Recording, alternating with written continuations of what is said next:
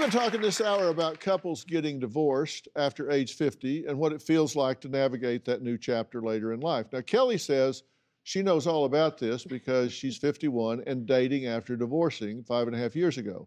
Now, she's here with her matchmaker, Simona Fusco, who's not just a matchmaker. I mean, she is world renowned for this and very professional, very responsible, very ethical in the way she goes about all of this.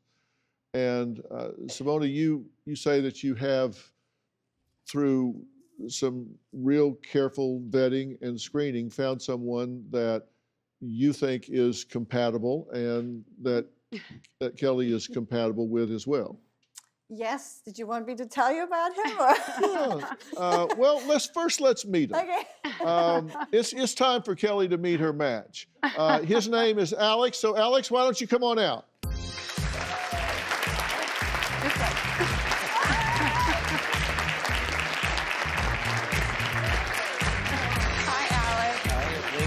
Thank you so much. Yeah. Such a pleasure. Thank you so much. Thank you. Alex, how are you?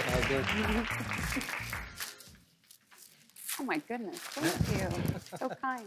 So tell me about yourself. Where are you from? What do you do? Oh, that's a loaded question. So I've been here in LA for a while now, but I moved here years ago with a buddy of mine to help him pursue acting, and I was just coming off a career in racing cars and all that, and he ended up going back home, and I stayed, and 3 boys later, and here I am. Yeah. So what are some of the things that you're looking for in a potential partner? You know, for a long time there, I was looking, searching, you know, chasing and all that. And what I realized was that, you know, I had a lot of work to do on myself. And I stopped, you know, pointing the finger so much and just really you know, started kind of focusing on myself and, you know, building myself up and, you know, realized that I wasn't quite the man that I thought I was. So it was, you know, having to rebuild.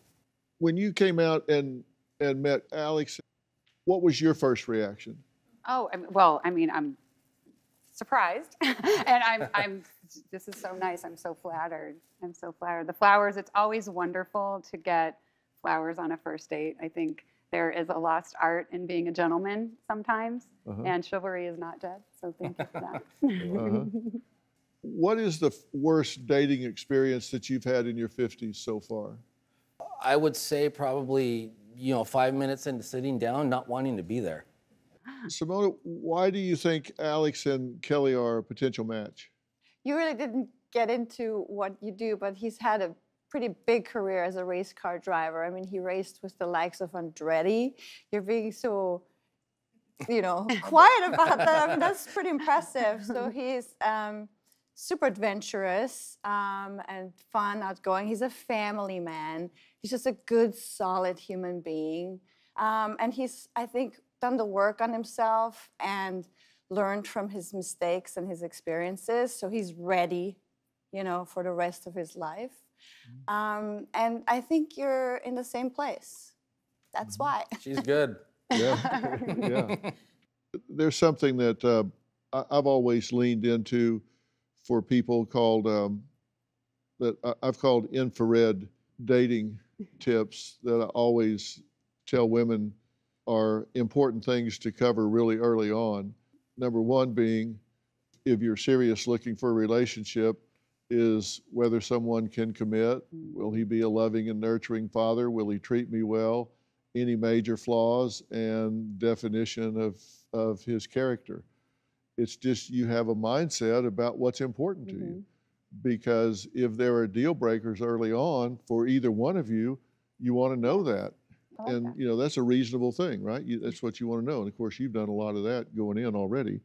Oh, yeah, and I think at dating in your 50s, I think you're more aware of what to look for, what red flags to look out for. So, hopefully. Yeah.